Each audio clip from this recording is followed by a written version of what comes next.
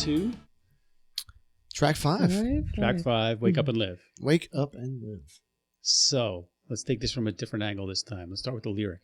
Okay. What was that? Nothing now. Well, I mean, you're singing it. this But is- I know that this was a joint effort, or at least, or you wrote the lyric. Well, Matt's had a lyric, and I kind of reworked them. Yeah, mine was a bit on the the negative side, I guess. Oh, I tried to make it positive and inspirational. I didn't know what it should really even be about. I was stuck, and then Aaron saved the day on this one. But this one was a struggle for me, like, for a lot of reasons. But I'm happy with the way it came out. This is one of the few times I've written lyrics for somebody else to sing. Mm-hmm. You know, I've done it before, but this was like, especially writing lyrics for a male to sing, because I've written for other women, never a guy, and I was trying to like. So you're actually thinking about it coming from his perspective, not just writing the lyric. Yeah, Okay. and I was trying to write something that I know he would think and say. Yeah. You know, something that he would feel when he's actually on stage singing the song. So he would connect with the song. Well, you get it. You're a singer. Yeah. Right. So that's kind of the approach I took with that. And I guess that was hard for me, too, because I didn't really write them. So I had to sort of put my, Hollywood hat on kind of thing and to get into the song because because she wrote them. So I didn't have a connection to them just yet. Yeah. But I think, over time, I feel much better about the song. No, I mean, I personally, I like the lyric. I like the chorus. I like the message in it. I really like the don't count the days, make them count instead. I really like that. That's a good line. Yeah. Yeah. Great line. And that should be how we do live, right? Yeah. Definitely. Especially in today's crazy world, but yes. Well, that's exactly what the song's about, right? Yeah, that's exactly what it is. I was also happy to get some slide guitar. It's the only track that has it on the record. It's a cool solo. I think it fit really well. I think that was one of the parts that even before we had words, I think I had that melody line of the slide part. Yeah. Oh, I didn't know that. Which I have yet to play it correctly live yet. I keep screwing it up, but yeah, I had that. Yes, that was a slide, and I stole that to make lyrics. Yeah.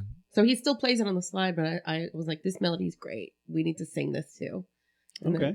So that whole bridge section came from his slide. So the halftime bridge right before, which is really cool. It's kind of dreamy, right? When you drop into the halftime on the drums. Yeah. I feel like it turns into an Allman Brothers tune for like it is, a couple measures there, the chord part that I kind of borrowed it from Billy Squier, actually. Yeah. Good place to borrow from. Yeah, the chords that I was playing over, but yeah, I could definitely hear the Allman Brothers influence there too. Mm-hmm. I mean, anything with slide guitar really kind of makes people think that, but I think the vibe of that section really is Allman's inspired.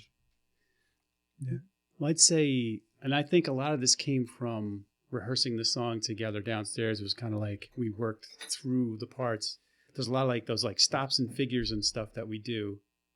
That just came from playing the song together. It's like, we need to do this here. Like, and then kicking it in together on it. Yeah. I really dig that about the tune. Like, both when we play it live and then just like listening to it.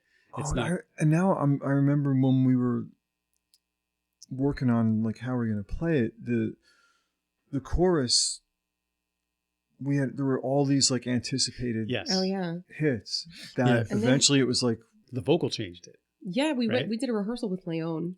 Yeah. And we started singing it straight. And then we played you the little recording of it. And you were like, we should do it that way. Yeah. Yeah, that's true. Yeah. Yeah. Because I remember, we had a whole other way of playing it. And it's like, it just is not feeling right. Yeah. What's going on here? And then it was like, again, it's kind of like, just play through it. And keep it straight there. Yeah. It changes it up. Yeah. I like that part at the end too, where I don't think that was intentional. I wanted to play that that matching guitar riff that John does on the drums, and we do that live a lot together, and it's just epic, Well, you played the riff. I played after you. You played after, but it was at one point, but it was you played that riff like one One of the takes. We were rehearsing it, and all right, he plays that riff there, and it's like, all right, I could do the obvious thing and play it with him, like we do that kind of stuff live all the time, and we did at one point. Yeah, but then I was like, hey, you know what? It'd be cooler maybe if I like don't play it with him, and there's this empty space before he plays it, so I'll play Matt's riff there. And then Matt will play it after, and then they'll think Matt got it from me.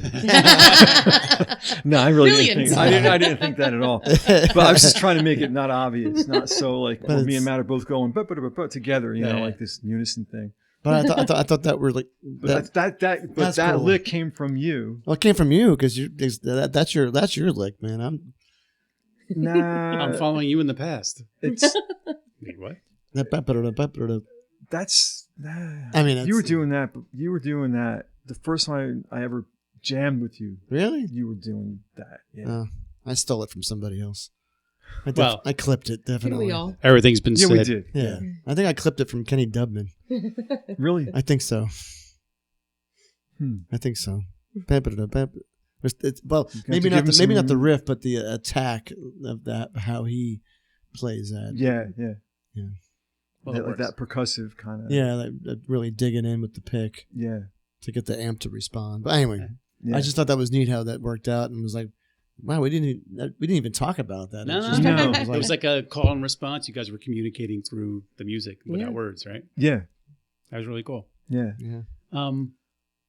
So Wade's on this one. Wade is on this one. I believe this is the only one that he did live with us in the studio as we took the take. Yep. Yes, correct. He was with us that day, that moment. And had never heard the song before. No. And it was just like, how's it go? Here's the chords. All right, ready, go. Take. Yeah. And then I was like, all right. Because I think we did. I gotta go. I think got dinner with my parents. I think we did 3 or 4 takes of it, and I think by the time the 4th take, which was the one we kept, he had his part down. Yeah. It was good. Yeah. But yeah, no, it was yeah. I think his organ definitely adds to the whole vibe of this song too. Sure. Totally. Absolutely. Anything about background vocals, harmonies that are outside of Leon? I guess you guys did the thing and changed the rhythm up a bit for us in the chorus. Yeah, I mean, so we did like a little vocal rehearsal at our house, and I think that's what the recording that we played for John, that he was like, wait a minute, that was was the one. We were it was just the 3 of us and an acoustic guitar, so we didn't have the rhythm, and we were just singing and how it like made sense to us vocally, and that was what we played for John. And we didn't have the syncopation. Yes, indeed. Stevie D will get that one. Yes, he will. Yeah, Stevie D. Who mixed everything. Who mixed the record, yes. It's 5 songs, man. Well, can I ask you real quick? Yeah. So the riff on that one. Because that riff, I think I follow the riff that you played in the beginning as part of the chorus a little bit. Yeah. Where'd that come from? I don't know, but I think I remember like I think that originally we were doing it a lot more in different parts of the song, and then it was like, wait, that's just overkill. It's not special anymore. Yeah, I think we kind of cut it over it. And we cut it in half, I or think. Something. And it was like, because we kept playing that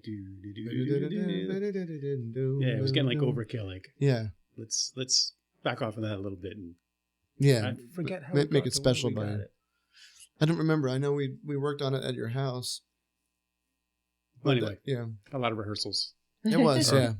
And I, for me, it was a struggle. I don't know why, but I think that was the harder one. So that song in particular on the whole record, this is the just one. That one, for whatever reason. I guess I had a hard time like getting myself inside the song, but eventually I got there. And it actually is really fun to play live too. And it's one of my favorite ones on the record. Yeah. I mean, I don't know. I go through phases depending on the day.